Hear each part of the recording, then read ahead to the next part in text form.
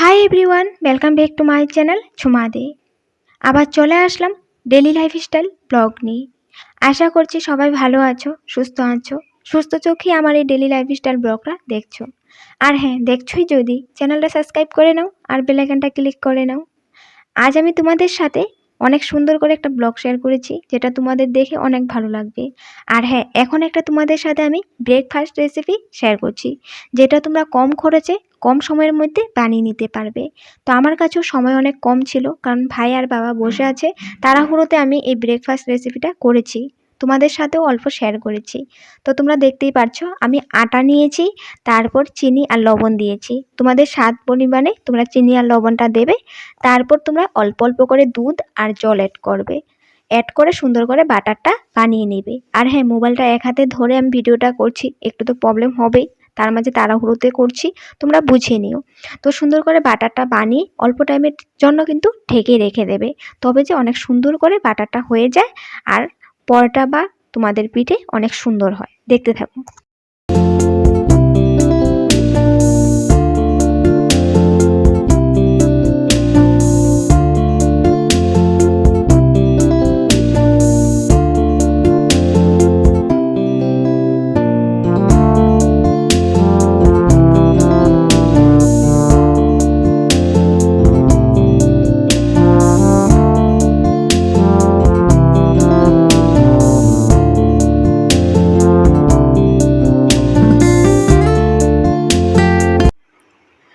তোমাদেরকে তো বললামই আমি অনেক তাড়াহুড়োতে কিন্তু ব্রেকফাস্টের রেসিপিটা বানাচ্ছি। তো দেখো, প্রথমেটা আমি একটু বড় সাইজে দিয়ে দিয়েছি, তোমরা চাইলে একটু ছোটো ছোটো সাইজের সুন্দর করেও দিতে পারো, কারণ আমি তাড়াহুড়োতে করছি, তাড়াতাড়ি হতে লাগে আমার। তো আমি গ্যাসটা কিন্তু কম করে রেখেছি। তোমরা কিন্তু তাড়াহুড়ো করে বানাচ্ছ বলেও যে তাড়াতাড়ি তোমরা গ্যাসটা বাড়িয়ে দেবে হয়ে যাবে, তেমন হলে হবে না, কারণ ভিতরটা তোমাদের সিদ্ধ হতে হবে।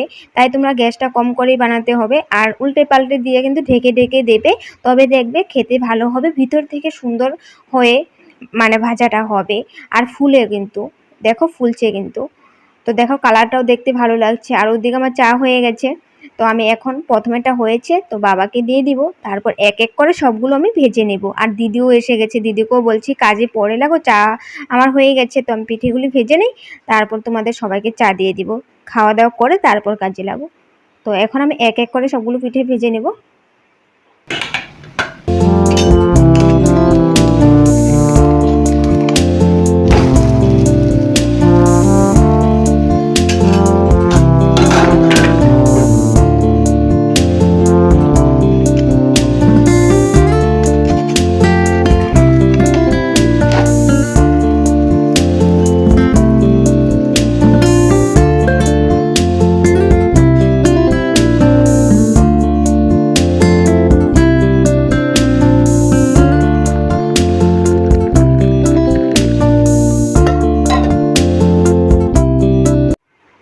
বাবা ভাইকে তো আগেই দিয়ে দিয়েছিলাম, খেয়ে চলে গেছে, তারপর দিদিকে দিয়ে দিয়েছি পরোটার মতো বানিয়ে।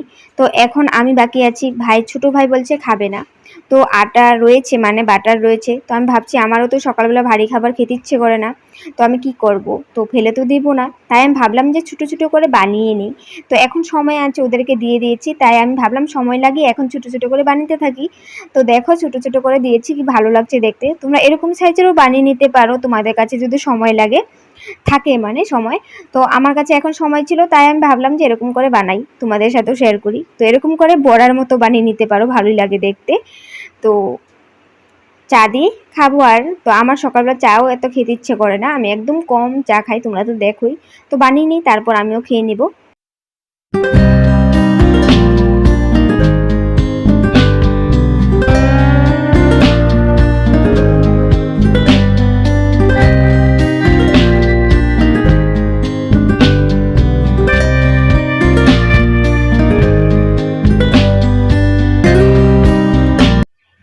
বড়াগুলো ভাজা হয়ে গেছে, তো এখন চা দিয়ে খেয়ে নিব। আর ভাই রাত্রে মাকে ফোন করেছিল মা কবে আসবে, তারপর মা বলছে যে আজ আসবে আর বৌদির সাথে আসবে। তো আমাকে তো রাত্রে বলেনি। আর এখন 9টা বাজে, আমি এখন চা খাচ্ছি, তো ভাই এসে বললো বৌদিও সাথে আসবে। আমি বললাম আগে কেন বললি না, আর আমি ফোন করিনি, ভাই ফোন করেছিল বলে। তারপর আমি তাড়াহুড়ো করে চাটা খেয়ে রান্নাবাড়া বসিয়ে দিয়েছিলাম। তো রান্নাবাড়া তোমাদের সাথে আর তার জন্য শেয়ার করা হলো না, তাড়াহুড়োর সময় আর মোবাইল নিয়ে ভিডিও করতে পারি না আমি, কারণ একা একা করতে হয় সব কিছু। তারপর আমি রান্নাবাড়াটা শেয়ার করলাম না।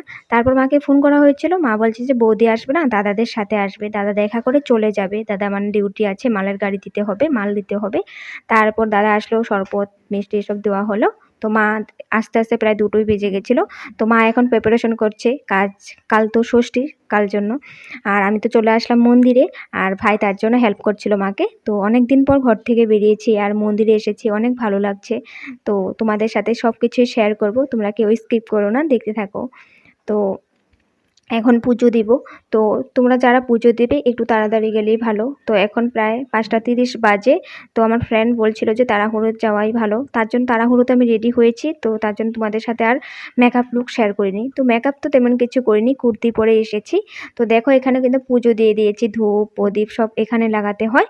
তো এসে পুজো দিয়ে তারপর এখন যাব মন্দিরের ভিতরে, এখন হবে আরতি, তোমাদের সাথে শেয়ার করব, দেখতে থাকো।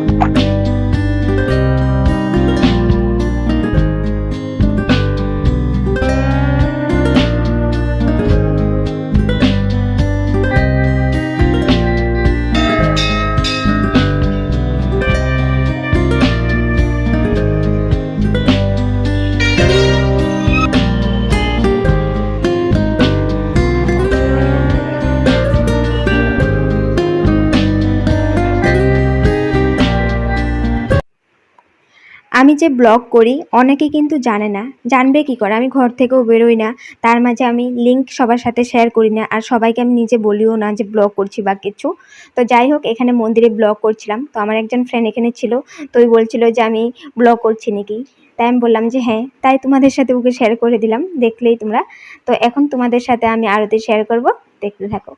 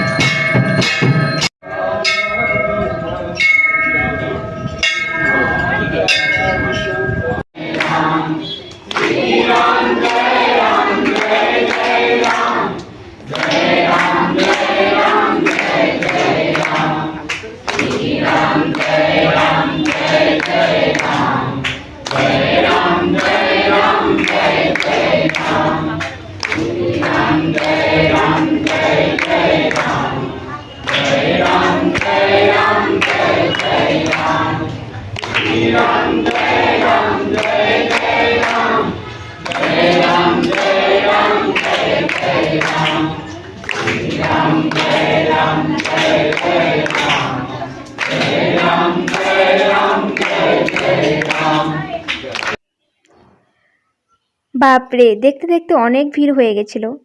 ছিলাম ফার্স্টে, ধাক্কাধাক্কিতে এসে গেছিলাম পিছনে। তো যাই হোক, আরতি অনেক সুন্দর হয়েছে, অনেক ভালো লেগেছে। তারপর প্রসাদ নিয়ে নমস্কার দিলাম, প্রসাদ নিলাম, প্রসাদ খেয়ে আবার অল্প একটু প্রসাদ ঘরে নিয়ে চলে আসলাম। এসে দেখি মা নেই, মা বিয়েবাড়িতে গেছে। তারপর সবাইকে চা করে দিয়ে আমিও চলে গেছিলাম বিয়েবাড়িতে। এই পুচকুটাদেরকে দেখছো তো, অনেকদিন পরে দেখা হয়েছে, ওদের মামার বিয়ে। তো ওদের এখানে রেখেছে বিয়ে, কারণ ওর মামার মা নেই। তারপর আবার ওর বাবারও অসুস্থ, তাই বৌদি নিজের বাড়িতেই দাদার বিয়ে রেখেছে। তারপর আমাদের সম্পর্কে বিয়েই। তো যাই হোক, বিয়ে বাড়িতে গেলাম, সবার সাথে দেখা হলো। আর এই পুচকুটার দিদি আছে, দিদিটা 7-8 বছর হবে। তো ও অসুস্থ, অনেকই অসুস্থ। বিয়েবাড়ি ওর জন্যই একদম ডাউন হয়ে আছে, কারণ ওই অনেক অসুস্থ। ওর হাতে একটা মেশিন বসানো আছে, ওটাতে ইঞ্জেকশন স্যালাইন দিচ্ছে। তো ওকে দেখে আমার অনেক খারাপ লেগেছে। খাওয়া দাওয়া একদম করে না, একদম হাত মুখ কালো পড়ে গেছে। তারপর সব রকম সবাই ট্রাই করছে ওকে খাওয়ানোর জন্য। তো আমিও একটু কিছু ট্রাই করলাম। তোর মামার বিয়ে, সাজতে হবে, স্টাইল করতে হবে, মেকআপ করতে হবে। মেয়েরা তো বুঝোই না, মেয়ে ছিল। তারপর ওকে বলার পর একটু শরবত খেয়েছিল। তারপর আমিও চলে আসলাম ঘরে। তো অনেক গরম ছিল, তো আমি সন্ধ্যার সময় চা করেছিলাম, চা খাইনি। আবার বিয়ে বাড়িতে যাওয়ার পরও সবাই চা খেতে বলেছিল, কিন্তু চা খেতে ইচ্ছা করে না আমার গরমে, তাই খাইনি। তারপর ঘরে এসে ড্রেসটা চেঞ্জ করে শরবত নিয়ে বসে পড়লাম। তো আজ অনেক সুন্দর করে তোমাদের সাথে আরতি শেয়ার করতে পেরেছি, অনেক ভালো লেগেছে। আশা করছি তোমাদেরও ভালো লেগেছে। আমার তো অনেক ভালো লেগেছে, আজ ঘর থেকে বেরিয়ে পুজো দিয়ে বিয়ে বাড়িতে গিয়ে সবার সাথে দেখা করে অনেক ভালো লেগেছে। অনেক দিন পর মানে মনটা একটু ভালো লেগেছে, সত্যি ঘর থেকে বেরিয়েছি বলেই হয়তো। তো যাই হোক, আজ ব্লগটা আমি এখানেই রাখছি। আশা করছি তোমাদেরও ভালো লেগেছে। লাইক শেয়ার করে দেবে। আবার আসবো নেক্সট ব্লগে। Bye bye.